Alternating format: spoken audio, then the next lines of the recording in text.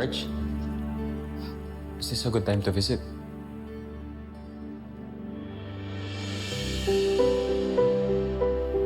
Talaga, Edward? Willing yung friend mong tumulong sa treatment ni Jasmine? Yes.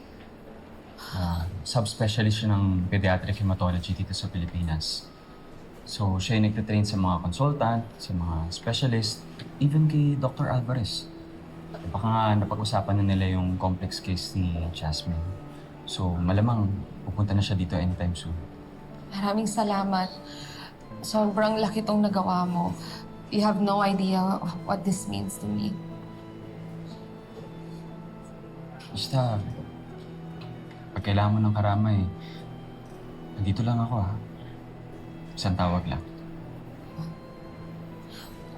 Okay lang ba kay Thea na tinutulungan mo ko? Hindi ba siya magagalit? I mean, hindi naman okay exactly yung samahan namin ngayon. Uunahin pa ba natin yung away matanda? Buhay ni Jasmine nakataya dito. Tapos muna natin yung mga ganyang issue. Edward, salamat ha.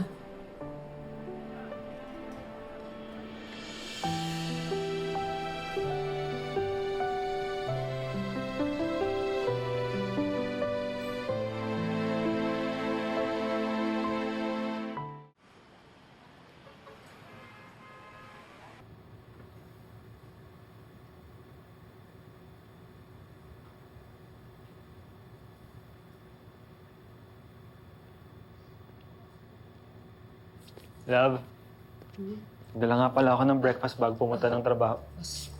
Pumasok. Oo. Ito. Anong ginagawa mo? Sinasanitize ko. Para bawal kasi makakuha ng virus sa labas si Jasmine. Okay. Love, wag.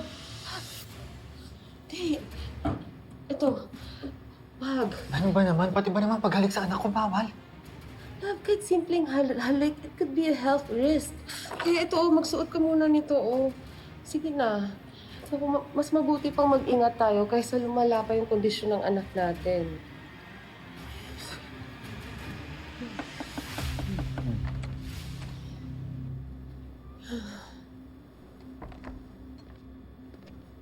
Doc, kumusta po?